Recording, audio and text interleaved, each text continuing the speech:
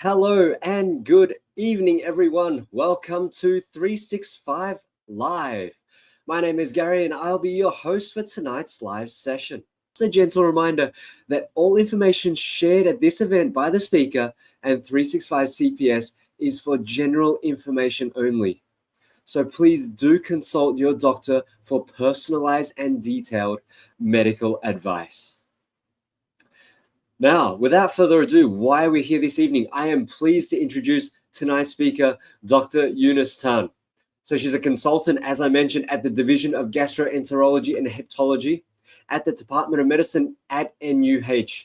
She's also a consultant at the Adult Liver Transplantation Program and National University Center for Organ Transplantation, also at NUH.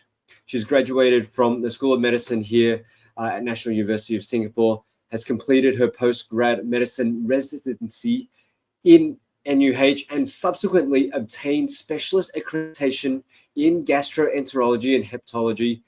And she's completed her transplant hepatology fellowship in Toronto, Canada, and is now involved in her undergrad and postgrad education. So all of that said, tonight, what's she going to be sharing with us? Well, we're going to know a lot more about our liver, okay? And of course, signs and symptoms of liver cancer too. So without further ado, please invite Dr. Eunice to the stage as well.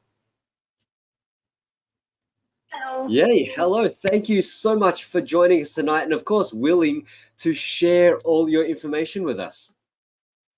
It's my pleasure. Thank you so much, Gary, for the kind introduction, and thanks very much to the organizers as well for inviting me to this very full session tonight. Yes, we're actually delighted to have you here. Yes, we're delighted to have you here. And of course, everybody here in the audience, it is Saturday evening. It's raining out there, so you should be tuned into us.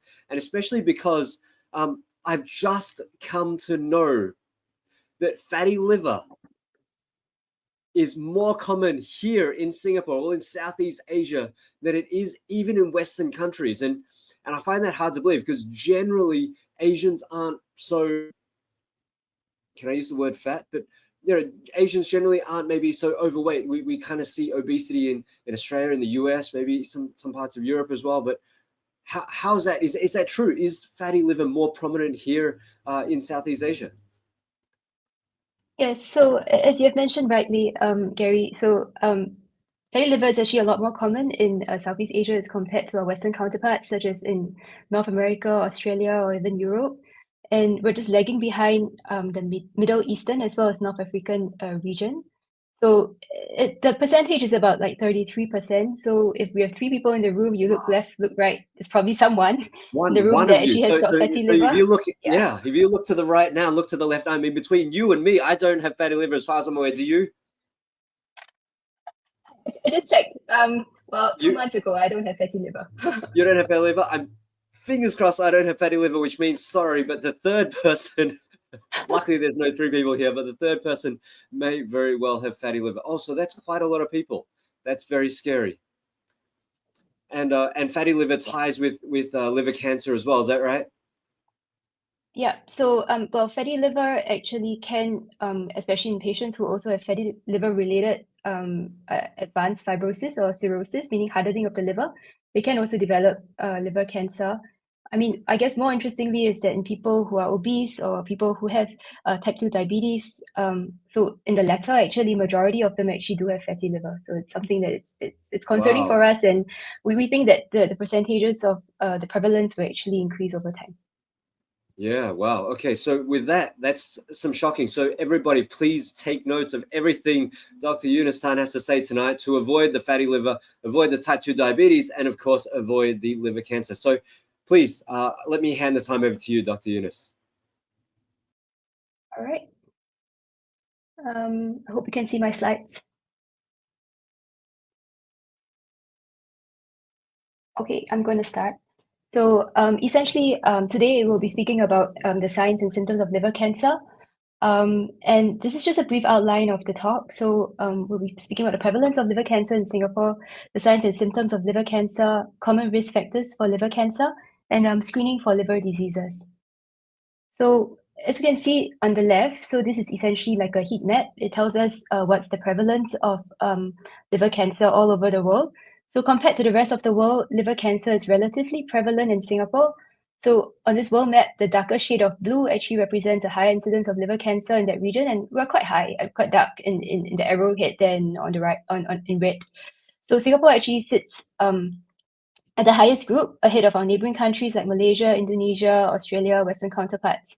And while liver cancer sits at the sixth most common cancer in Singapore, importantly, we can see here that actually, even though it's not as common as the cancers above, the mortality is actually higher than, say, for example, cancers of the endometrium or cancers of the prostate. So it's important for us to screen for liver cancer in patients who are at high risk of developing liver cancer in order for early detection and timely management. In addition, liver cancer is also more common in males as compared to females. So you can see here, it's the fourth most common cancer in males itself. So liver cancer generally happens in patients with underlying liver problems. So patients with liver conditions such as hepatitis B, C, they are actually prone to develop inflammation of the liver.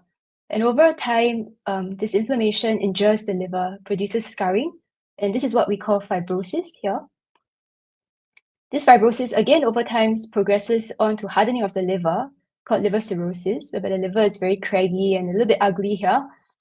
A majority of patients who develop liver cancer actually have liver cirrhosis. So one of the exceptions to this are patients with chronic hepatitis B infection who can also develop liver cancer in the absence of liver hardening. And a very small proportion of patients with fatty liver can also develop liver cancer in the absence of liver cirrhosis. So this is actually quite a challenge for us because when we treat liver cancer, we actually have to think about the underlying liver function as well. And so this is actually very challenging when it's in this stage, essentially. So how can we spot signs and symptoms of liver cancer? So fortunately or unfortunately, patients actually generally have very minimal symptoms from cancer. And many of the liver cancers we pick up these days actually occur in patients that are in a screening program for liver cancer because we already know that they are on a higher risk of developing liver cancer, so we screen them. However, liver cancer, especially in its more advanced stages, may have symptoms, and these are often non-specific in its sense. So, for example, patients may have abdominal swelling and or pain. They may have weight loss that may be unintentional, loss of appetite. They may be very tired. They may notice jaundice or yellowing of the eyes, and they may have nausea or vomiting. And a lot of these symptoms are actually closely related to the underlying liver disease. So as we can see here, so this is like, if you remember previously we saw the picture of the progression of liver disease, and this is like liver cirrhosis, so very scarred liver. This, in the absence of liver cancer, patients can already have symptoms of like jaundice or yellowing of the eye whites. They can have problems with breathing because of fluid buildup in the lungs or because of problems with oxygenation.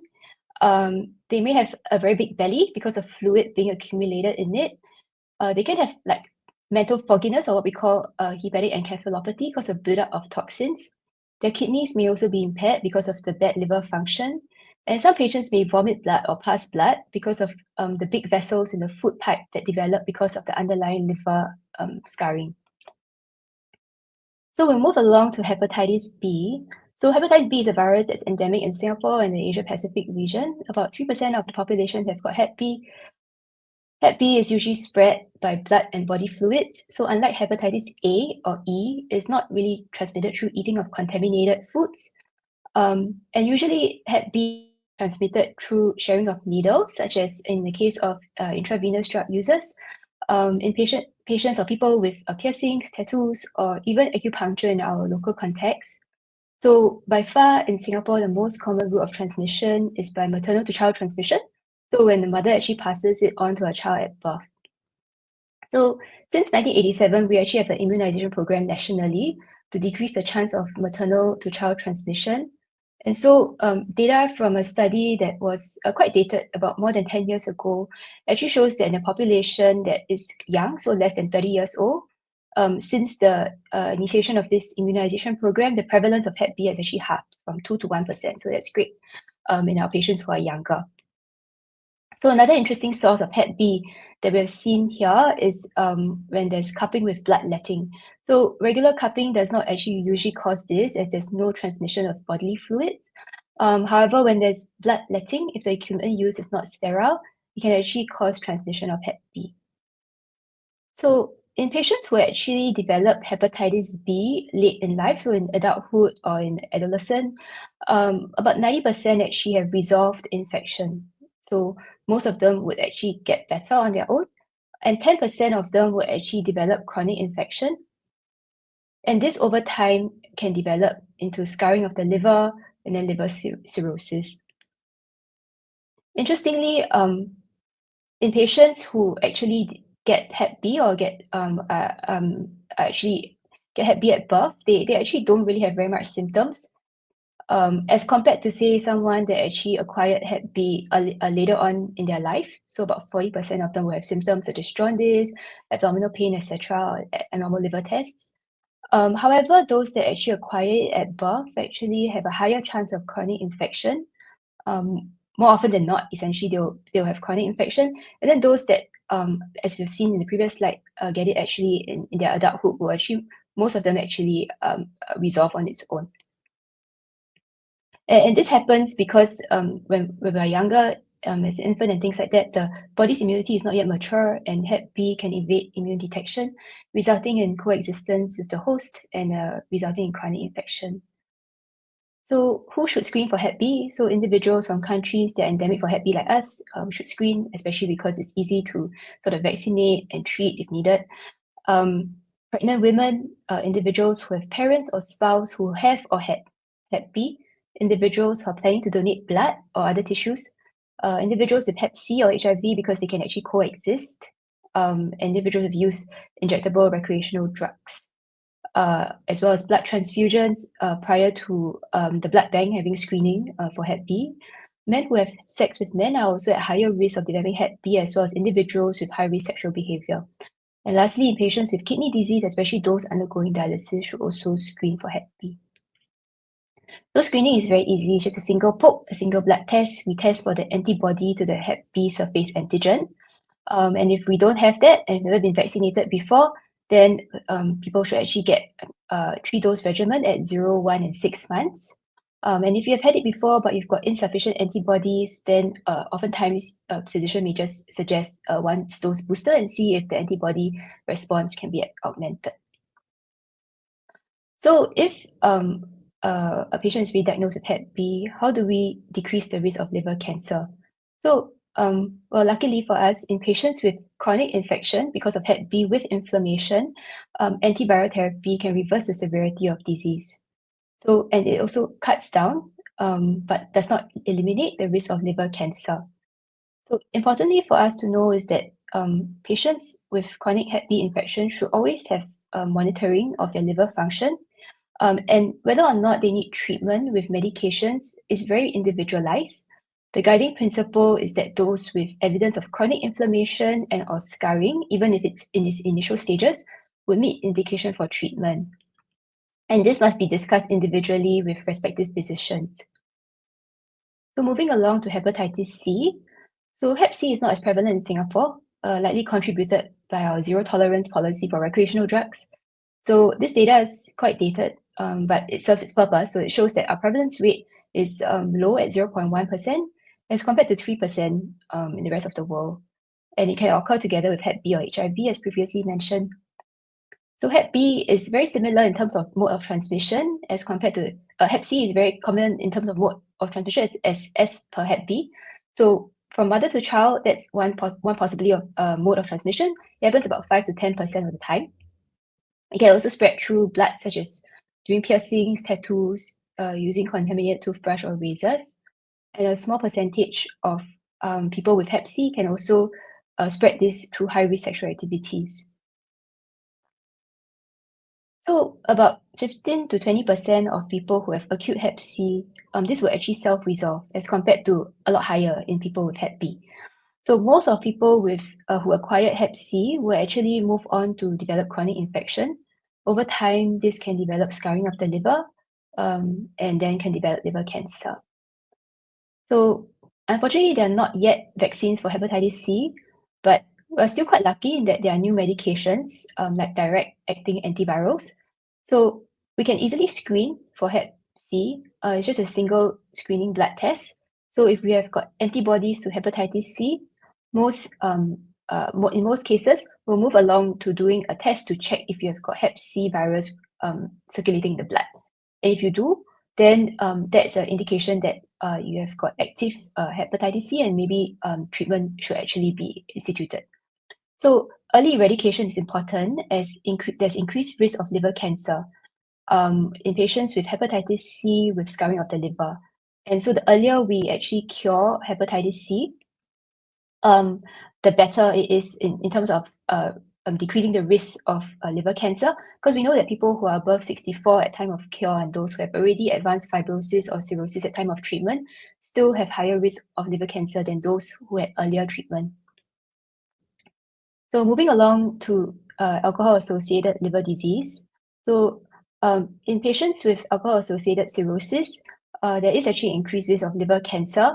So at 10 years, the cumulative incidence or the new diagnosis of cancer in these patients with alcohol-associated cirrhosis is about 9%. And we know that smoking and diabetes are risk factors for liver cancer development, as well as presence of more severe liver disease. So death rates for alcohol-associated liver cancer in Singapore is not as high as in our Western counterparts, as you can see here, as compared to here. And however, it can still affect us in other ways.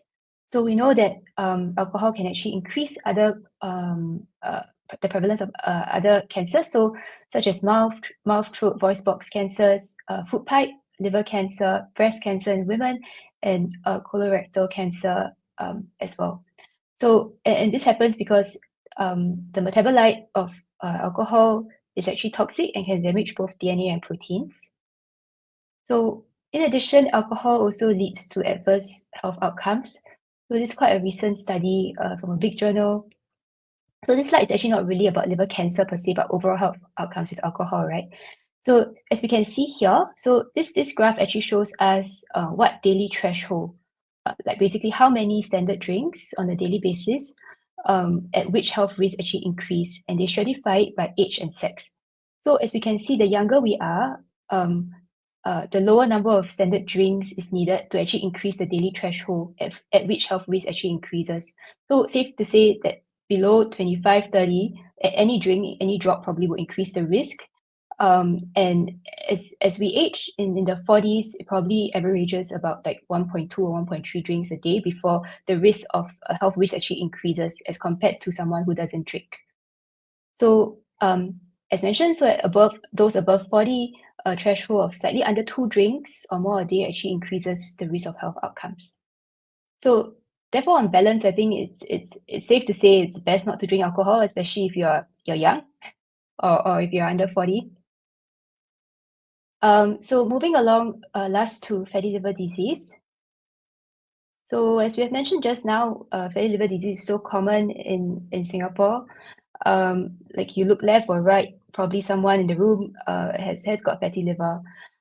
So this is the updated prevalence of fatty liver disease globally. We can see here in Southeast Asia, we're sitting about 33% as compared to someone in Western Europe, which is 25%, North America, 31%, in Australia, 31%. In the Middle East, North African region, about 36%. And in South America, about 33%.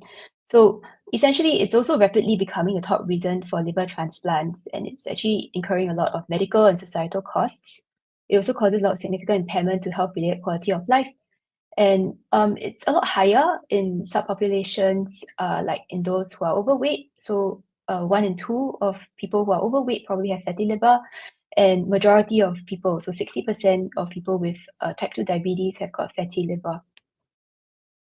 So moreover, it's important to note also that the proportion of liver cancer due to fatty liver in Southeast Asia is quite high, as seen here.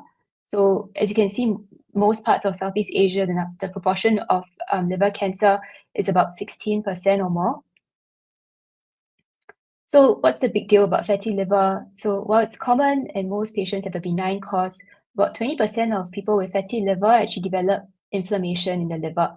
So once we develop inflammation, if there is no good measures put in to actually reverse it, then about 15 to 25% over time develops a scarring of the liver.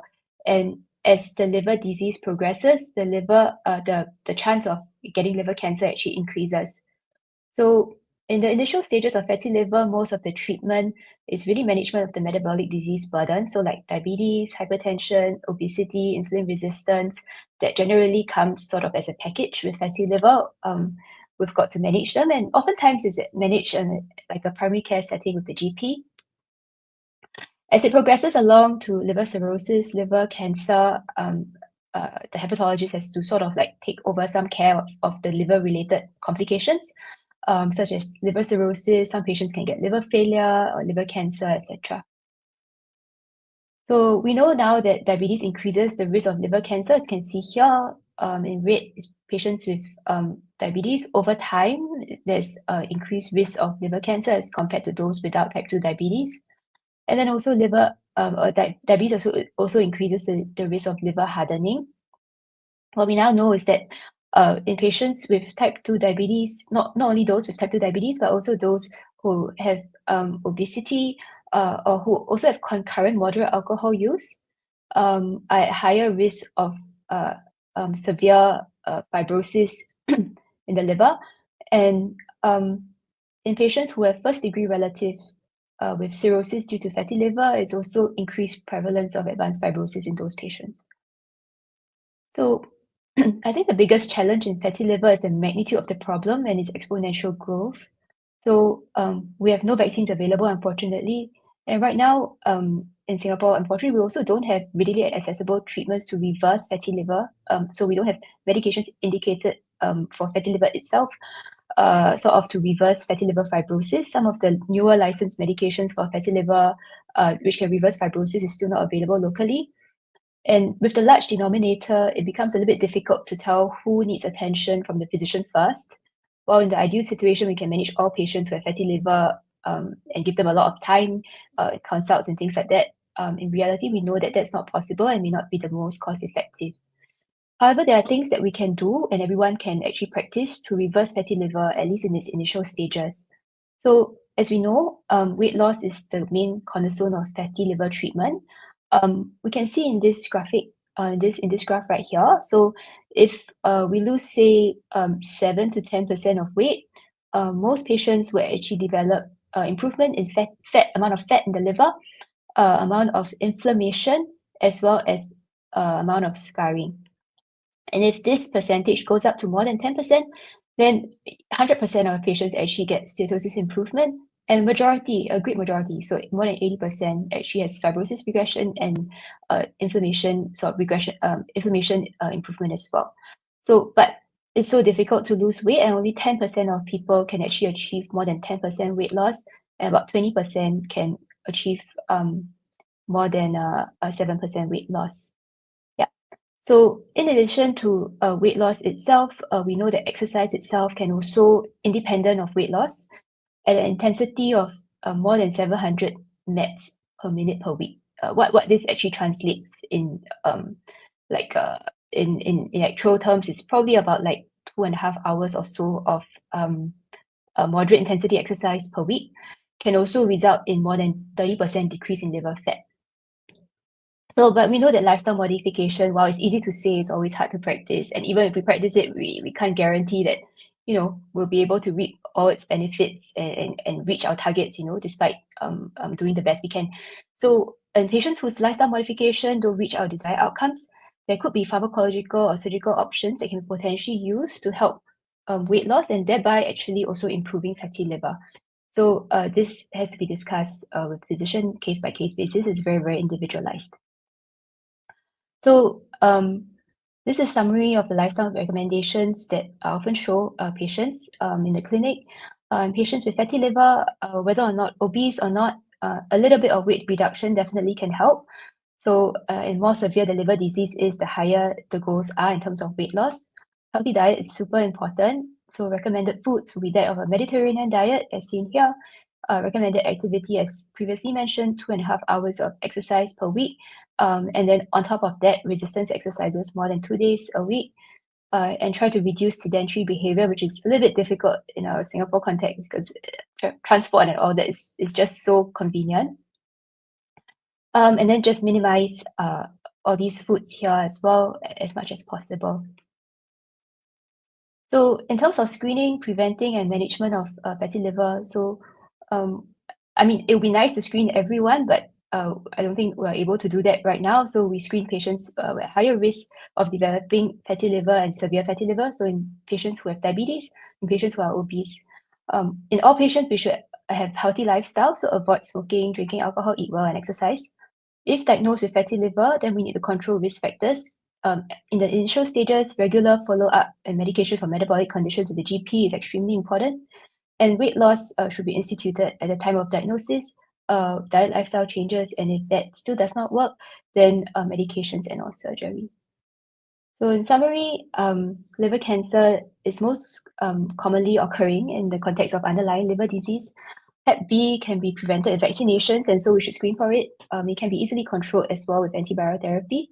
Hep C should be screened in people who are at high risk, especially because there's now like almost 100% chance of cure. And fatty liver is very common, it's growing, and it's going to be the top cause of liver cancer in Singapore. Specific measures can be undertaken to prevent liver cancer, and liver cancer is a silent disease. Oftentimes, we don't really have many symptoms. So patients at risk should definitely go for regular screening with physicians. And I think I'm at the end of my presentation. Wow, thank you so much, Eunice, for that very detailed presentation. You've covered a lot of risk factors for liver cancer from the diseases and infections, that sort of thing. So again, just a quick shout out to our audience. Please show Dr. Tan some love, ask her any questions you might have, and of course, thank her for a very detailed and very well-crafted presentation. But I actually do have a question for you, and I know you've covered a lot of things very quickly, so I wanted to kind of zoom into maybe a couple of things that you have covered.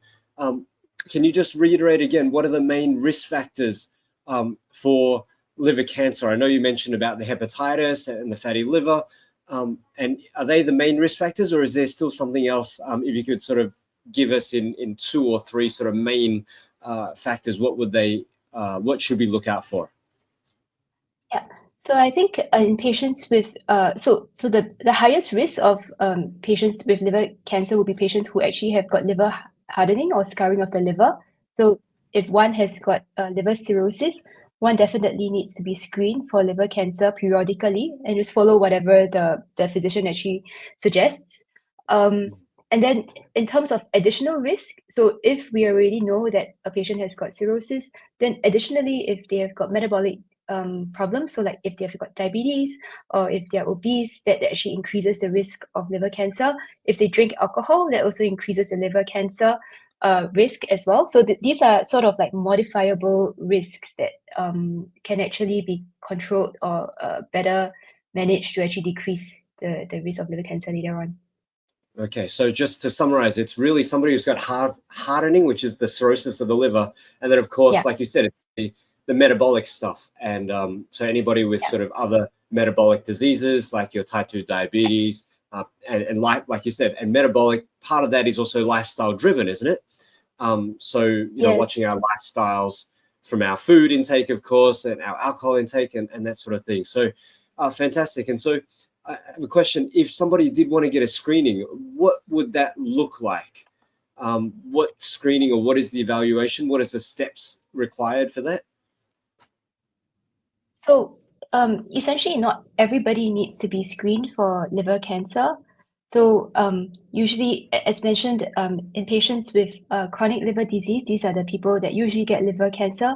So if one has chronic liver disease and scarring, then an advanced scarring, then very likely that they actually should get screened. So they should actually bring their reports to a GP who can potentially then actually either do the test or refer them along to a liver specialist who can actually go ahead and order some imaging tests such as an ultrasound or blood tests to actually look for tumor markers for liver cancer. Definitely not everybody needs to be screened for liver cancer, but say, for example, if you've got a family history of liver cancer or you have got chronic liver disease, and then you should actually speak to your GP and then check in with them and see if actually you'll be a candidate for liver cancer screening. Yeah.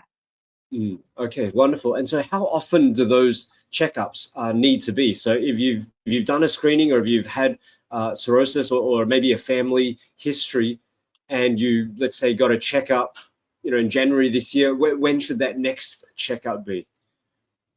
Yeah, so this is usually very individualized, but if I were to give like a ballpark answer, most societal guidelines actually suggest a screening every 6 months. So if you have met criteria for screening, then at least on a 6 monthly basis, one should get ultrasound, blood tests to screen for liver cancer. Yeah. Okay, so we've got a couple of good questions, and I actually had this question as well. You talked about fatty livers and of course the hepatitis, and you had those models on the screen that sort of started off with a healthy liver and how it progresses to some things a bit more fibrotic, and then it slowly hardens up, and then of course it could go all the way to the cancer itself. So the first question is, I guess, how do we know which stage is our liver in? Or are there symptoms that says, okay, when you have these symptoms, you're in this stage? If you have these symptoms, you're in this stage? Like, how do we know? So the liver is a very tricky organ, as with most organs internal in the body, not like appendages in your limbs you can actually see when you have a cut and stuff like that.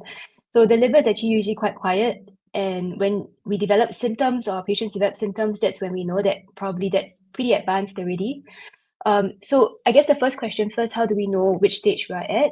So there are many tests. So there are blood markers, there are some form of imaging markers that can measure the stiffness of the liver.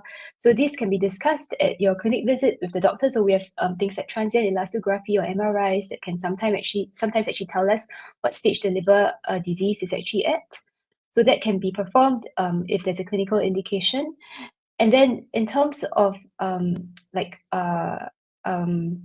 yeah, so essentially that's mainly that in terms of looking at how what stage of fibrosis one is at. Yeah.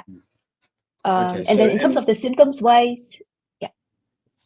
So in terms of symptoms wise, if one has got advanced liver disease, then as mentioned as in the slides, they may develop jaundice, abdominal swelling, and things like that. And that usually is in the advanced stages, when the liver is already hardened. So when they're in the cirrhotic stage. Early on before that, there's usually no symptoms. Yeah, and so I remember you said that in the presentation. You've just reiterated that now. Is that it's sometimes very hard, right? Because like you said, it's a silent something that happens in the background and we don't know. And so if I were to just combine maybe some of the other answers, is it then true that, again, if you had more risk factors of either the obesity or the alcohol, or maybe some of the lifestyle factors or metabolic factors, that you should probably just check? Is there such thing as just check out for the liver, for fatty liver, or not really? Like, is fatty liver? Yeah, so I think this needs to be discussed on an individual basis. So, for example, if one has family history of liver cancer, in the setting of fatty liver disease that is moderately sort of like steatotic, plus have quite advanced fibrosis, then these patients definitely should be screened. And this really has to be discussed on an individualized basis with the physician. Screening for fatty liver is very simple. It can just be done with ultrasound. And if, say, for example, you do see fatty liver, then you know that you really need to start doing all the things that we have mentioned before, Mediterranean diet, exercise, and things like that. Yeah.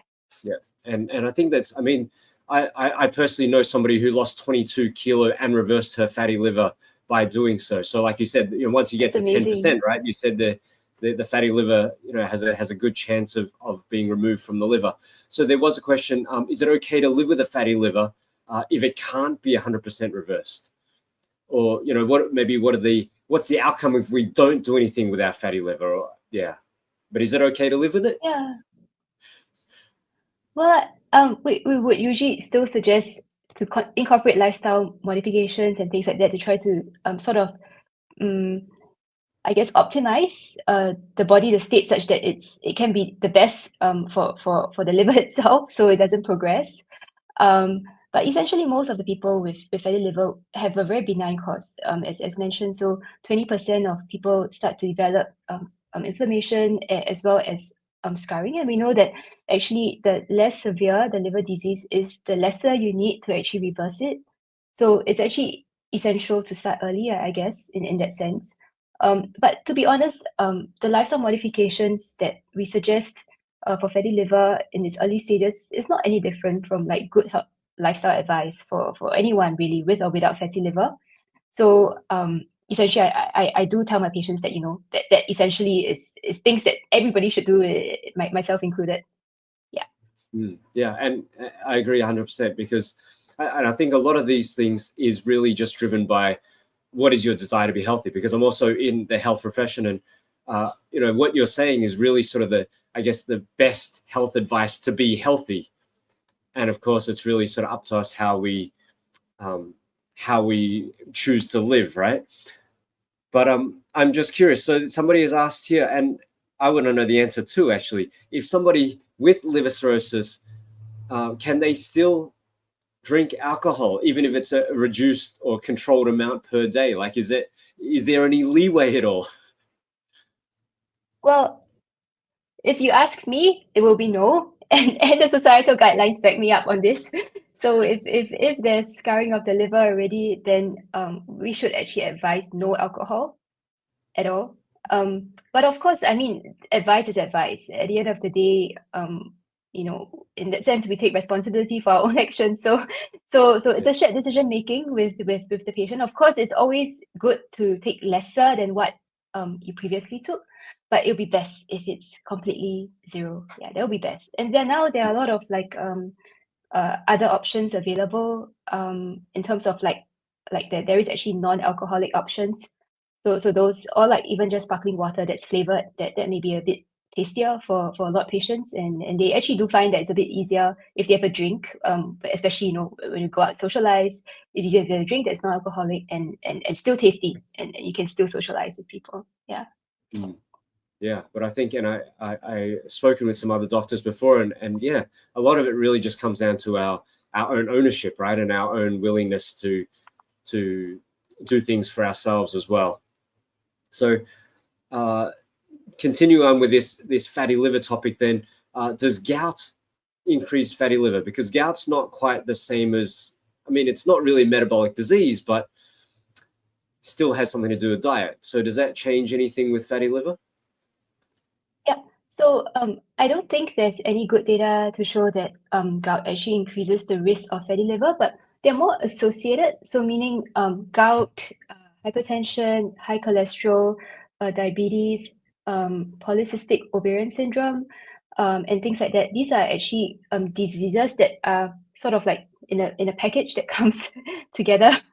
So very often in our patients with fatty liver and things like that, they also do have gout. And we know that actually by managing the underlying metabolic condition, a lot of times the gout may also actually sort of like improve, although in most patients, they may still need medications to actually manage the gout.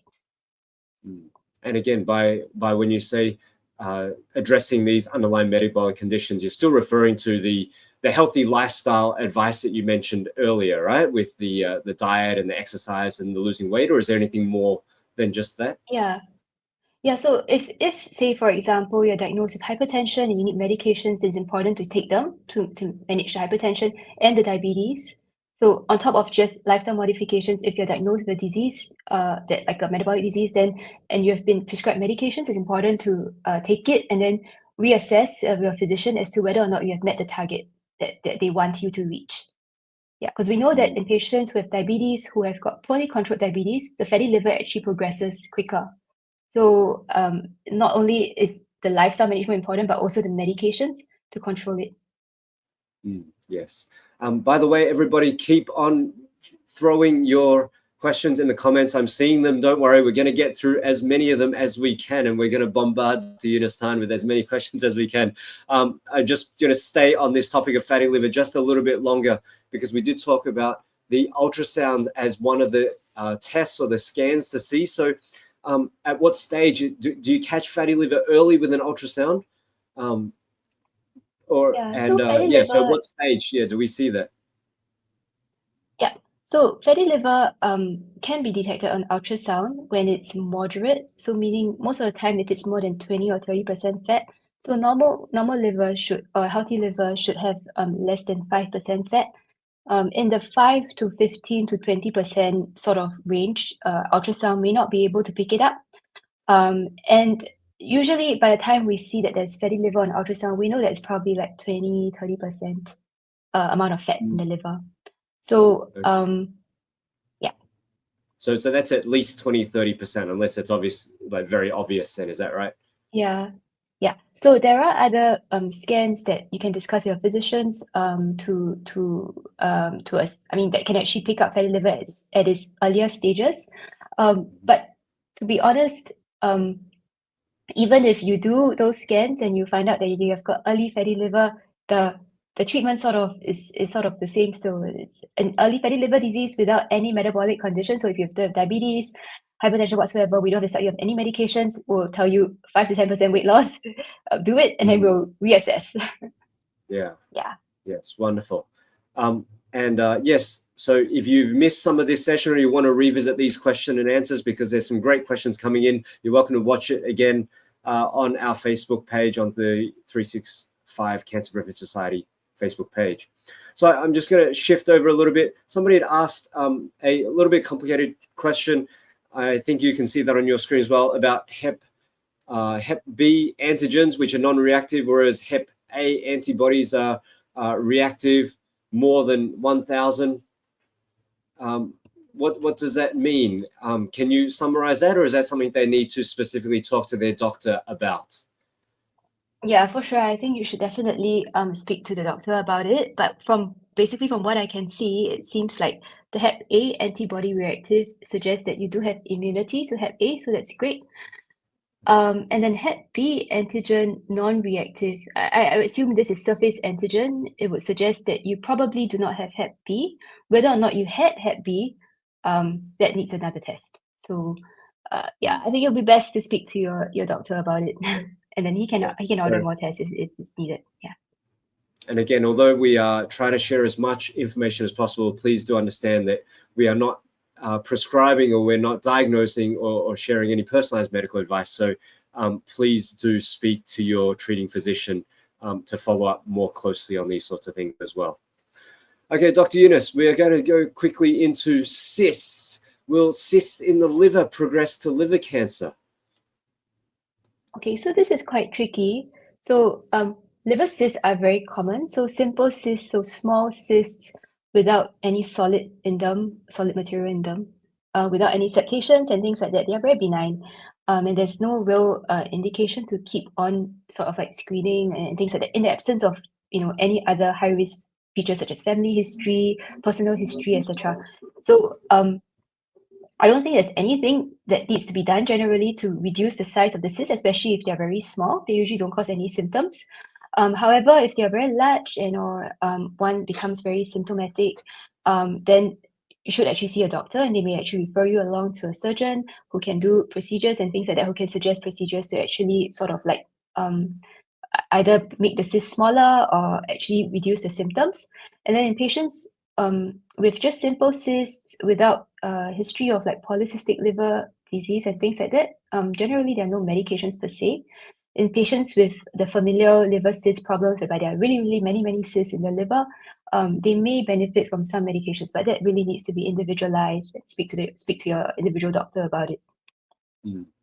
Actually, just a little detour from talking about these medications. I'm curious because the liver does do a lot of the detoxification and clearing of everything that we eat, I guess, and consume. I'm curious whether do medications or can medications actually cause the liver to be overtaxed? Because I do know some elderly sometimes take a wide variety of medication. I'm just wondering to what extent the liver can actually take everything we're throwing at it, from the alcohol to the food to then having extra supplements or medication or things like that.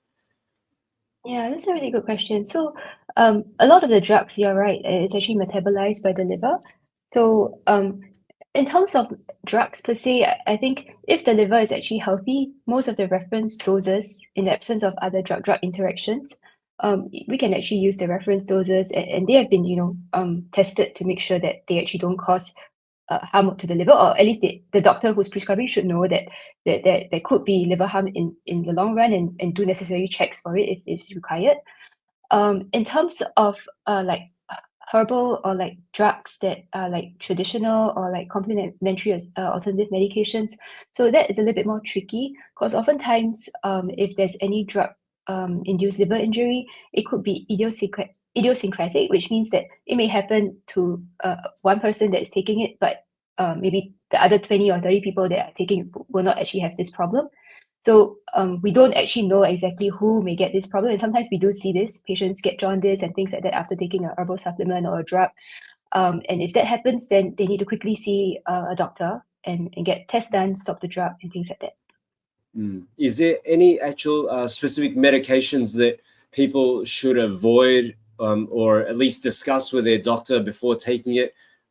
Is there something that comes to mind that might actually cause liver issues?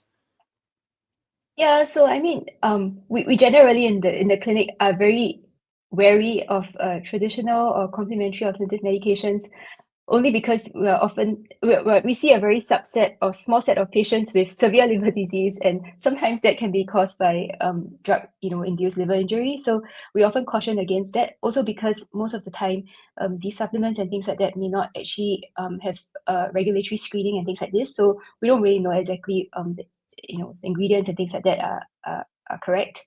That's one. And then I guess in patients who have liver cirrhosis itself, so if you already have scarring of the liver, then the common over-the-counter pain medication, so like paracetamol or Panadol, if you are taking the normal strength one, which is like 500 milligrams, then maximum would be 2 grams a day, which is like 4 tablets a day, and not anything more than that. So that's important. And then if you do have liver scarring or liver hardening, sometimes if you're followed up at the specialist clinic and then you have a cold or whatsoever, and then randomly pop by to a GP to get some medications for ad hoc review for a certain symptom that you have. So it's important to actually tell the doctor that, because they may not have access to notes and things like that to know that you have got scarring of the liver, because sometimes, as you've mentioned, the liver helps to detox things and things like that. And so when it's not working so well, it might not be able to actually metabolize the medication, and then more of the drug actually stays in the body. So it's important to actually just verbalize that you have this problem, and then they may have to dose adjust necessarily. Actually, that's a very important point, and thank you for bringing that up, because if it's only 4 tabs, if it's 500 mg paracetamol, I mean, to most of us, we might just think paracetamol is like a not really a nothing drug, but it's like the harmless sort of one that we could, some people pop it like candy for headaches, and then for this problem and that problem, the fever and everything. And although I think it's only two tabs every 6 hours or something for adults, right? The dosage is now literally halved if you have some cirrhosis. Is that right? Because you said only Yes, 4 so tabs in a day. half the dose. Exactly. Yeah. Yeah. Okay. So speaking of the liver trying to detox things, somebody's commented here that there are many detox classes. Are liver detoxes a real thing? Do they actually work? I personally know people who have dieted, like eaten properly, but dieted and reversed their fatty liver. But in terms of this question, saying there are many detox classes online, okay, claiming the proper diet, exercise, and reverse within weeks. I've seen that with one of my friends who was eating very well, and she lost like 2 kilos, and that was in 2019. She's the same weight, as in like she's maintained. She hasn't rebounded since then, and it's now 5-6 years later. So I do know that has happened to one person. Actually, I know a couple of people, but this particular person. Detoxes, do they really work? Do they help? So the second part of the statement, so proper diet, exercise, able to reverse fatty liver, that's probably very accurate. Within weeks, I can't really comment on that, because generally we try to tell patients to do it gradually, and there's no rush. Essentially, if the fatty liver is still fairly mild, I mean, I think it would be actually easier to do it gradually, so that one can actually stick to something and change gradually as compared to, do something very, like a very different and then not being able to stick to it. Yeah. So that part I think is definitely true. However, I'm not so sure about detox classes online, so I haven't actually come across any, so I don't think I can actually say anything about that, to be honest. So yeah. So but definitely Yeah, proper diet, exercise, able to reverse fatty liver as you've mentioned, for sure. Yeah. yeah, and I like what you just said then. There's no rush, and it's one of those things where you mentioned it earlier, whether you have fatty liver or you don't have fatty liver, it's still great to have those lifestyle choices and to make those lifestyle decisions that's going to support health anyway. So, why not do it? Have a bit of fun with it as opposed to, stressing yourself out and trying to rush it in a couple of weeks and get a good result and something sustainable that's in the long run. Yeah. Yeah. Yeah. But I just want to hound you one more time just on that. There are a lot of detox programs that I see out there. You've not come across any? Do they? I'm just curious where they work. There's so many people touting detoxes, liver detoxes, I'm and not selling sure. them in something What like do that. those detox classes actually entail? I have no idea though, so I have not bought one. But I'm very, very curious. But that's okay. We'll ask you again another day. Go and do some research, and then we'll revisit you. We'll invite you back, and we'll do this question again. Okay, last couple of minutes. I've got a last couple of questions here. So, besides the diet and exercise, which we've just been speaking about, is there any other way? I guess maybe people are looking for easier solutions and having to restrict what they eat with cutting out their alcohol. Are there other ways maybe to reduce fatty liver and of course chances of getting cancer as well? Yeah, so I mean there is not. I mean I would say there's no well, international guidance and things like that don't actually suggest taking any specific supplement per se. We do know that in some patients with, say, for example, non-diabetic fatty liver with inflammation, and in that sense, sort of proven on biopsy, some patients may benefit from a higher dose of vitamin E, so E for elephant, vitamin E, but that actually is not for everyone. And if we take it for too long, it can also cause problems. So this needs to be discussed with your doctor for sure before actually initiating on it. Yeah. So that is one thing that has actually shown. And then there are actually weaker evidence showing that things like milk thistle and things like that may be beneficial. But I think the hard evidence for us is that lifestyle modification and things like that would actually not only just help the fat in the liver, but also help you with your cardiovascular risk, your risk of stroke, your diabetes, insulin resistance, and basically it's like more So of pretty a much holistic thing every because disease that's out there, you can kind of that comes with avoid, fatty right? liver. Yeah, Yeah. exactly. So the diseases that come with fatty liver, if we manage to actually do good lifestyle modification or treat the underlying risk factors well, we can actually decrease the risk of cardiovascular outcomes as well. So risk of heart attack, strokes, and all that is together with the fatty liver. Later on, people with fatty liver may develop all these problems. So on the other hand, if we sort of like just start on supplements to treat the fatty liver, so the numbers and things like that may look really nice and good, but we don't actually reap the long-term benefits, in other organs other than the liver itself. Yeah. And again, I just want to reiterate that point. I think that's fantastic. That everything that you've suggested, everything that you shared, and these lifestyle changes, that sort of thing, all of this is really just for your overall health and well-being, to get everything working well. Fatty liver is just one part that's going to improve, but then your risk of the cardiovascular diseases, the stroke risks, and diabetes, all of that starts to improve as well, and you're reaping rewards way beyond just the liver benefits, which I think Yeah, is so I'd like to very, also very add. Mm. Yeah, exactly. So I'd also like to add that, like, of course, we know that lifestyle modification is so difficult, and to be very honest, not a high proportion of patients can actually reach their target weight and things like that. So, if that's not possible, then there are actually medications now that we can actually start to help with weight loss and things like that. So do discuss it with your doctor. And if patients are very severely obese, then sometimes even surgical options may be discussed.